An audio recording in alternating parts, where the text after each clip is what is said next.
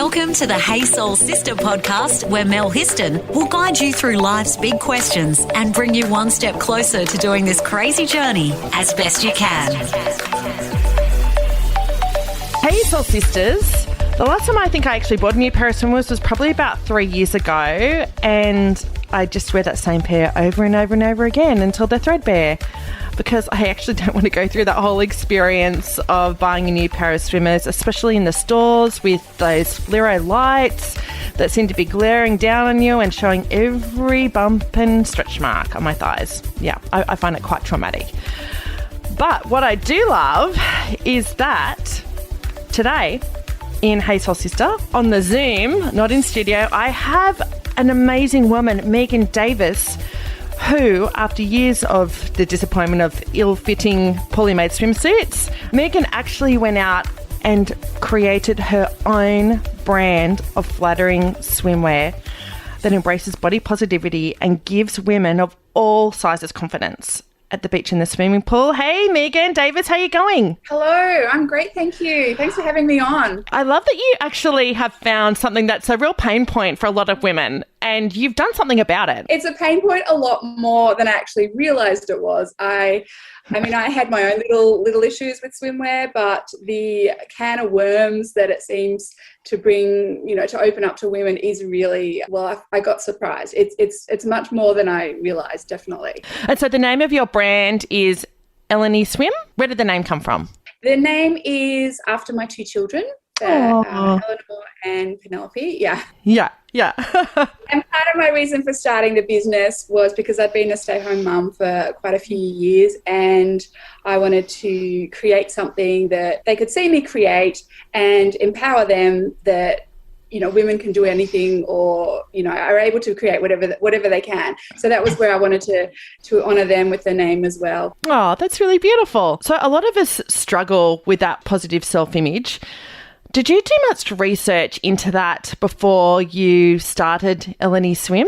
I actually didn't. I mean, obviously, women have insecurities, and, we're bombarded with the perfect image and the perfect body. All the time. Most swimwear ads are like they're, hot 16-year-old girls. All the time. Yeah. And I think I just didn't think too deeply about that. I just thought it is there. That is how it is. But when I do it, I want to kind of change that a little bit and make it more relatable to real women. We're all real women. More realistic for mums or middle-aged women or younger women who are curvy, or all types of women I wanted to have represented. And definitely there's a push now in brands and the media to do that. So I wanted to get on that as well and try and help women embrace themselves and who they are. And yeah, they're okay. They're perfect. They're great just as they are. It's really interesting. I read an article years ago. I think it was Mia Friedman when she was still writing for the Sun Herald in Sydney, and she wrote a column and she was talking about how she'd been at a barbecue on the weekend and all the kids were in the swimming pool, all the dads were in the swimming pool, and all the mums did not want to go in the swimming pool. They did not want to strip off and go and jump in the pool. And so she wrote an article about that going, isn't that interesting? Like, when does that happen that we actually don't want to jump in the pool anymore? We don't want to get in our swimmers and do that. And you see everybody else doing that, but it's like there's that real fear thing. And, when we were young girls, you just jump in the swimming pool. But it's like, over time as we get older and we have babies, so maybe our body shape isn't what it used to be in terms of, that's what happens to the majority of us, I'm going to say. And that we stop jumping in the pool. I find it so heartbreaking. It makes me really just so overwhelmingly sad when I think that we've got to that point as women. It just really breaks my heart that we can't just be who we are and be okay with that. I mean, that's our fundamental being. And to be not comfortable and not happy and to be hating on ourselves breaks my heart so much. And that we don't jump in the pool. Yeah, metaphorically. Then jump in the pool and allow yourself just to have a great time at a barbecue. And actually that really reminded me of something that happened to me like a few years ago, where I was at a barbecue with a bunch of friends that I'd met recently, and I'd brought my young children. I don't think anyone else had brought their children, but I'd arranged to bring my young children. And we were in Abu Dhabi at the time, we were living there. So it was really hot. The hostess had said, we have a pool. So I thought I'll bring my babies and just jump in the pool with the kids just to amuse them for a while. And I remember it was having barbecue and the girls like, oh, we're going for a swim, Mum. I'm like, okay. So I put my bathers on. I go to jump in the pool and everyone's like standing around having a Barbie and I'm there by myself with the kids jumping in the pool. And all of a sudden I had that overwhelming horror feeling of, oh, my God, I'm in my swimwear in front of, all of these people. They're all clothed. It was really an awful feeling, really awful. But I just pushed through. I thought, you know what? No, I've promised them a swim and they were too little to swim on their own. So I have to get in and do it. Yeah. And once I pushed through, I felt great. I was like, you know what? It is what it is. I am who I am. It's okay. No disaster here. It's all okay. Which is really cool about the work that Taryn Brumfit's doing with the body movement. She's really shining a spotlight on that, like love our bodies. Yeah. It's amazing. And just an incredible inspiration and role model. The fact that she's come along and just taken the world by storm by just saying we are just okay as we are. I mean, what a novel concept. We're okay as we are. I know. It's like this should just be our normal. But no, it's some sort of new concept. Want to fill your soul with more? Go to thesistercode.com. So tell me, you came up with an idea to start a swimwear range. How did you actually get started with Ellenny Swim? Like, what was the first thing that you did? Well, I think the first thing was a light bulb moment I had, and it wasn't really to do with body positivity at that stage. It was just more, I'm very practical and I like swimming. As I said, we're in Abu Dhabi, which was really hot. We're in the water. We're swimming all the time. I'm very pale and I have to cover up. So I'd find myself wearing bathers and swimwear and then a rashie over the top. And I remember being in the pool with just this like layers and billowing everywhere, and I'm trying to play with the kids and there's just fabric and water, and I was just all like, why is it so bad? Why doesn't someone come up with a concept where you can just wear a rash top that's got a built-in bra and is keeping you supported and safe and comfortable all at the same time? And it didn't seem that like a radical idea, but I just couldn't find anything that really did that at that stage. And I was in Abu Dhabi, so I wasn't aware of anyone else that actually did that or did it really well. So I talked to my husband. I had been thinking for a while I should come up with my own business idea after being a stay-at-home mum, as I said. And I had a lot of ideas for different things. And I thought, well, why the hell not? Why can't I do swimwear? I love it. Why not? I had no idea what I was getting myself into, but I just thought, thank goodness my husband's super supportive. He's like, sure, go for it. Let's try it. So I'm not a fashion designer. My background is graphic design, but I had all my designs drawn out and the shapes and what I wanted to do, but I needed help with that. So I had to find a go-between. I did try directly to go to some manufacturers, and that was a disaster and it cost a lot of money. And I thought, well, I cannot do this on my own. That's not going to work. So I had to find a go-between, which was a manufacturing agent, and they are professional designers and they help people like me who want to start a brand that don't have that background. So they're really amazing and they do a lot of the real technical side of things. They manage the actual manufacturing with the factory, and it just takes all of that off my shoulders, and that's incredible. And that's allowed me to do everything else, which is set up the brand and work on all of that stuff as well. That's great. So you could just focus on the branding, marketing and getting it out there.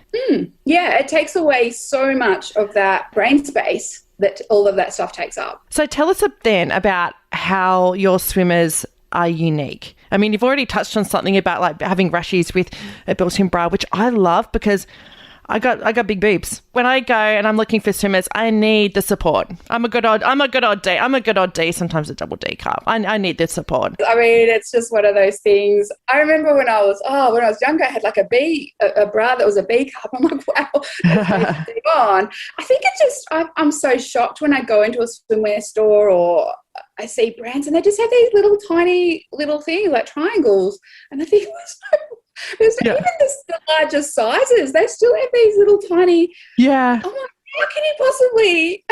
Yeah. This reminds me of Celeste Barber trying to scoop her boobs up. She's hilarious. And I love that about her, that she's really shone a light on that, hasn't she? It's like, okay, this is most of us. We're trying to fit our boobs in triangles.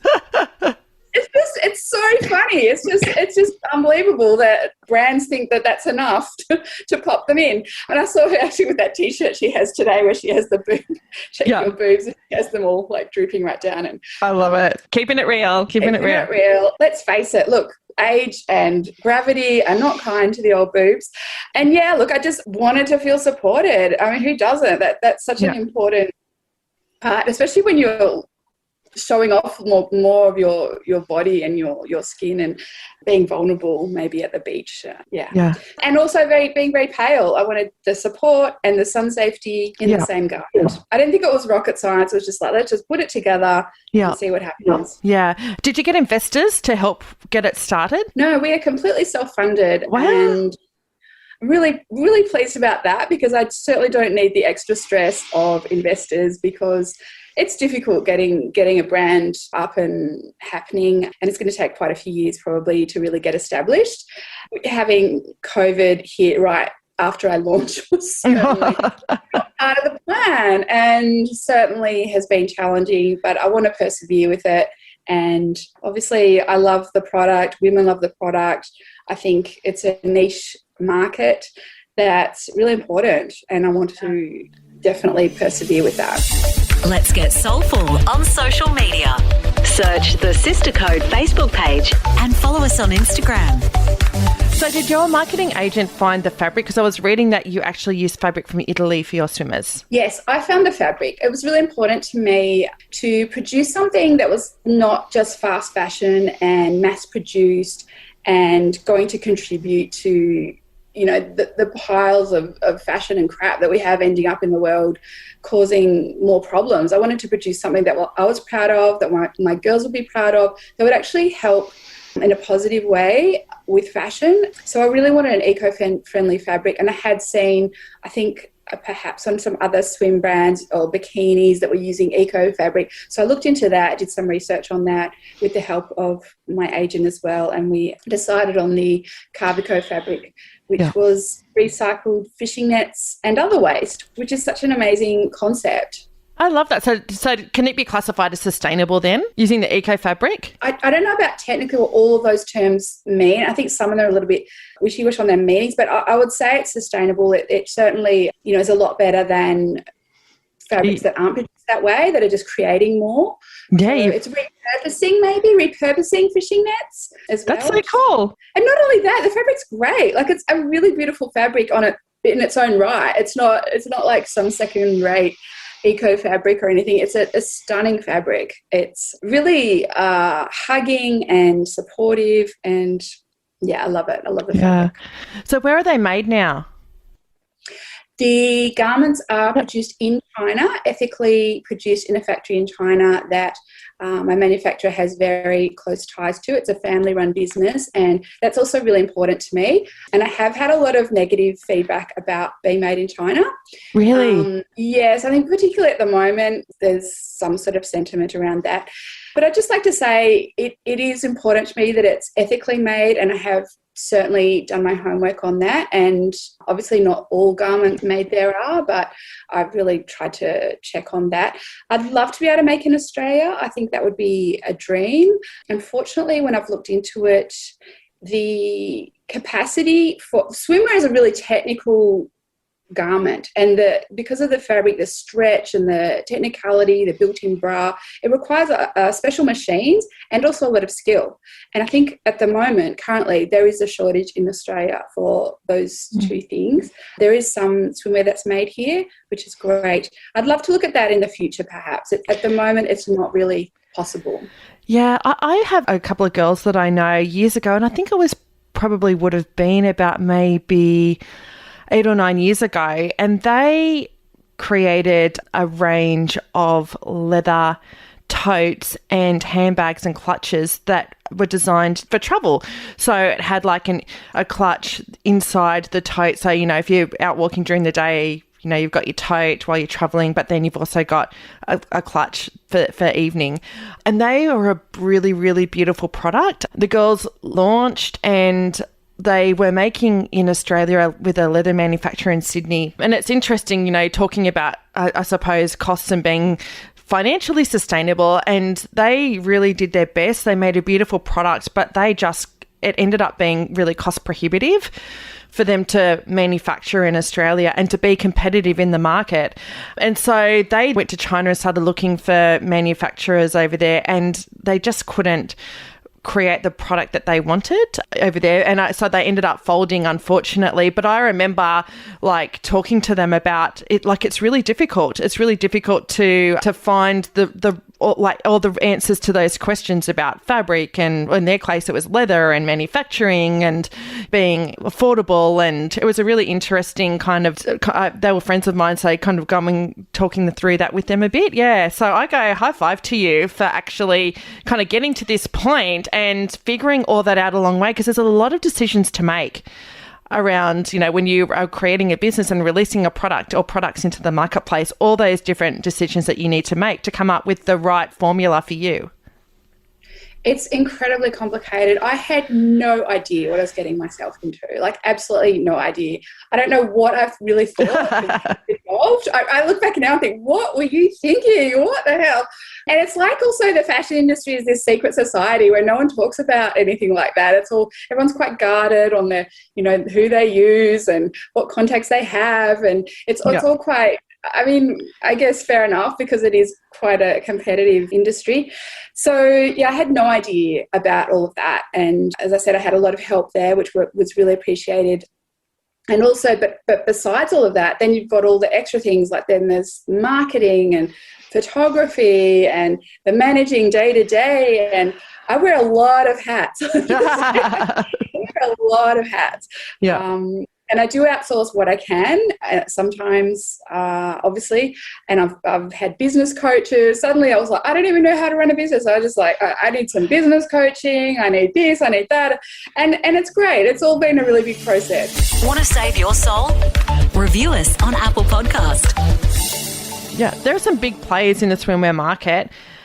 Have any competitors at this stage given you a hard time at all? Because I've heard about that, you know, in other markets, fashion and, you know, I suppose any other markets, about how, you know, when a new fish enters the pond, some of the other big fish in there can get quite competitive and not always nicely so.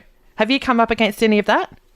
Absolutely. Well, a little bit. Nothing too bad. Obviously, swimwear is extremely competitive. I really had no idea about that either, because I said, I was living in Abu Dhabi when I came up with the concept and actual launch. Then we moved back here straight away. We weren't exactly sure when we were moving back, but we got back obviously before COVID, so that was really great timing. But I wasn't surrounded by the other brands. I didn't even know about some of the other brands, so I didn't realise really what I was getting myself into there. It's extremely competitive, and a couple of brands were, obviously I'm just small, so the big brands aren't really going to know who I am, I don't think, but there was a couple of brands that were a little bit argy-bargy, and a few of them accuse each other of copying shapes or styles or designs, and I just was sort of thought, well, I wasn't even here in the country, so that's actually not true. Then on the flip side of that, I've had some really, really lovely interactions with other swim brand ladies or business women, and yeah, like one of my competitors I met at an event, and she was absolutely lovely, and yeah, we were just like really happy to meet another businesswoman who was learning and in this big industry, and it was really nice. And I thought, this is what it's about. It's about women just being, you don't have to divulge all your secrets to them. It was just like a really mutually respectful and kind and nice interaction. So that was really good. So what have you learned so far about starting this business? What have you learned about this whole process, this journey? How long have we got? It's not been a learning curve. I feel like it's been a learning cliff that I'm still crawling out on. Look, I just really had no idea. My background is graphic design. It's all about sales at the end of the day, marketing and sales, and that side of things. Although when I studied graphic design, I did a little bit of marketing. I used to work in advertising, marketing agencies, that sort of thing. But I was designing. I wasn't really focused on the sales and the dollar, and that's a lot of the part of the business. Obviously, you've got to stay within budgets. You've got to price things accordingly. You've got to take everything into account that I hadn't had much experience doing before. So that has been a huge learning curve. Luckily, my husband helps me a lot with the accounting. I think he enjoys that. Yeah. Loves so the numbers. My dad was an accountant, but when someone says accounting, my eyes glaze over. So he's doing a lot of that stuff for me. Yeah, that's great. On top of all of that. And so how have women responded to your swimwear? Well, this has been completely unexpected and overwhelming. I have had so many women. I get really emotional when I talk about this, because just the amount of women, as we touched on earlier, who just have such a low self-esteem and image of their bodies and who they are. I find this becomes my why, my reason, and it's overwhelming to me that women feel so badly about themselves. They write to me and reach out to me and tell me how much better they feel going to the beach, that the swimwear makes them feel confident and supported. And it's just overwhelming for me. I love it. That this is why I'm doing it. I feel really passionate about it. If I can help one woman feel better about herself, about being at a Barbie and being able to take off her clothes and be happy in her swimwear and jump in the pool, that is cause for me to jump up and down. I'm so happy about that. Like that this is why I'm doing it. This is my reason why. That's beautiful. And so how have you gone through this process, like with your own life balance? Because I started a photography business years ago. I had that business for 8 years, and then I started a charity 5.5 years ago, and it's full on when you create something and you start something new. And I know that I have certainly found myself like big days, sleepless nights, late nights, working on the business or the charity. And sometimes it's like that self-care totally goes and the work-life balance goes. How have you gone with that? 100%. I can totally relate to that. I've struggled with that because being a new business and wanting to succeed and being so passionate about it, I really didn't switch off at all. For a long time. I'd say the first year I was going almost 24/7. I was having trouble sleeping and checking my phone, checking orders, checking messages.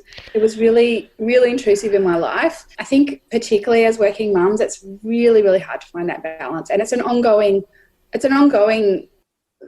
project to find that balance, and something I'm trying to get right. With summer coming up, I'm going to really try and turn my phone off. When I have inquiries like on a Sunday afternoon, and I just answer them straight back. And then the customer would be saying, "Oh, wow, I didn't expect to get an answer." I just can't help myself. I just see something or a question and I want to answer it straight away. And and that's the other thing, I guess, another aspect that's been really interesting with this business is I feel like I'm doing not the bare minimum, but I'm just being like, if someone has a query, I'm just answering them and being polite and helping them as much as I can. And the amount of customers who've said how amazing the customer service is really blows my mind away, because I think, wow, other brands must be really, really lacking in customer service when all I'm doing is what I think would be at least the minimum that a brand would do. Yeah. But I guess some of the bigger brands, you're dealing with bots or delayed messaging, and I hadn't really thought about that much either, but that's really telling to me too, that obviously I'm being more personable, and it's great. I love that. I love interacting with the customers. I think that's one of my favourite parts. Yeah. Do you have any rituals or little self-care things that you do to kind of keep yourself in really good emotional well-being, like good mental health? Because I know how easy it is to take on so much and to kind of emotionally to keep it all together. It is really difficult. I've been working on that. I try and do a bit of Pilates. I'm trying to do a bit more meditation. I've done a yoga teacher training course 15 years ago as well. So I do have a background of yoga. I probably don't do that as much as I should. Just juggling work and kids and balance, it's really tough. It's really, really tough. And I see women around me juggling and struggling with that as well. It's something I've got to work on. But I'm trying to. I've been doing some float tanks recently. They're quite interesting. Just to really shut myself off. It's turning my phone off and I can't look at it. No, it's just got to sit there. Probably need to do a digital detox. That's probably something I should look at doing. So where can people buy your swimmers? Are they just online or are you in retail outlets? I'm in a couple of retail outlets. Obviously, mainly it's online. I have some amazing retail outlets that have really supported me from day one. One is in Abu Dhabi and Dubai, which probably won't relate to your listeners. And then there's one in Perth here, Danichi, who are incredible. She's been amazingly supportive, and I'm working on getting a couple more for sure for next summer. So, Megan, what are maybe some of the top 3 skills that you think people need to be a successful entrepreneur? I think being open to learning all the time and not shutting that off. I would never think that I know it all about something or about a topic. I'm totally taking new information and taking people's advice all the time and talking to other women. Skills, being organised. I think definitely being organised. And I don't think I'm the most organised person, but obviously got something right to get this far. Yeah, so opening and listening, being organised and patient, because things take time. It doesn't happen overnight. Yeah, absolutely. So what have you learned personally about yourself on this crazy journey? I learned that I like a challenge a little bit more than I realised. I've learned that I do need to take care of my mental and physical health. To succeed in this as well, I need to really take time for me. So learning to appreciate myself more. Okay, and what are your hopes for the future? Well, I have that another thing I've learned is of course we have a fear of failure. I also think I'm trying to overcome a fear of success as well. And I'd love to be successful. I think I'd love to be a confident brand. I don't want to take over the world. I just want to be a confident brand in my niche market that can really cater to women and help with their self-confidence and feeling great about going to the beach and the pool. That's beautiful. I love that. That's your big why. Yeah, absolutely. That's my why. Yeah. Beautiful. Now, Megan, how can people find out more about you and Ellenny Swim? So I'm online at ellennyswim.com, and there you can order online, see more about the brand. I'm on Instagram at Ellenny Swim. Beautiful. Okay, well, thank you so much for coming and sharing a bit of your story and getting us thinking about, you know what, I think it's time for all of us to jump in the pool. 100%. Like jumping into life. Exactly. And they can do that in your swimwear. That's right. Thank you, Megan. Thanks for listening to Hey Soul Sista with Mel Histon. What would help you on your crazy life journey? Email Melissa at thesistercode.com.